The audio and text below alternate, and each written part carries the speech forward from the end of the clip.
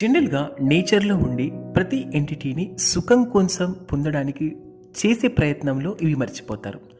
First thing ఎప్పుడు కూడా Dzire inside ఉన్నప్పుడు సెన్స్‌ని గ్రాటిట్యూడ్ చేయనీకి చూస్తారు. అంటే సెన్సెస్ కళ్ళు, చెవులు, ముక్కు, నాలుక, చర్మంని వీటిని మనం సాటిస్ఫై చేస్తే అది సుఖం అనుకుంటారు. ఎప్పుడైతే డిజైర్స్ నుంచి సుఖం పుట్టుకు వస్తుందో స్లోగా మన యొక్క మైండ్ అనేది మిస్కన్సెప్షన్స్లోకి వెళ్ళిపోతుంది. అంటే అడ్డదారులు తొక్కడం, మైండ్ చేసే మ్యానిపులేషన్స్ గేమ్స్లో టైం వేస్ట్ చేయడం, మైండ్ని ఎలా కంట్రోల్ చేయాలనే విషయం తెలియదు.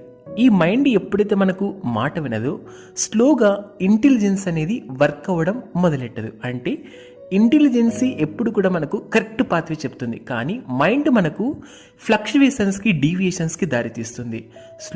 ఎప్పుడైతే డిజైర్ నుంచి మనకు ఈ స్లోగా సెన్సెస్ రెక్టిఫై అవుతుందో, సెన్సెస్ నుంచి మైండ్ వర్క్ చేయదు, మైండ్ నుంచి ఇంటెలిజెన్స్ కూడా మనకు అజ్ఞానంలో పడిపోతుంది.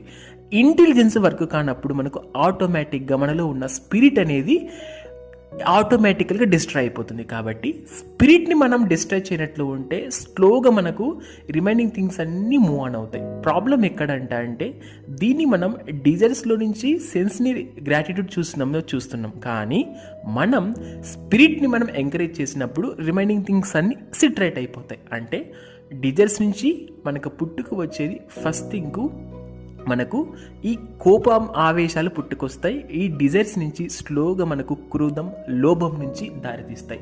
స్లోగా వీటిని రెక్టిఫై చేస్తూ వెళ్తున్నప్పుడు ఆటోమేటిక్గా మనలో అజ్ఞానం పెరిగి ఏమి చేస్తున్నామన్నది కూడా తెలియదు. కాబట్టి రూట్ కాస్ని పెకిలించి వేస్తే రిమైనింగ్ థింగ్స్ అన్నీ సిట్ అవుట్ అయిపోతాయి.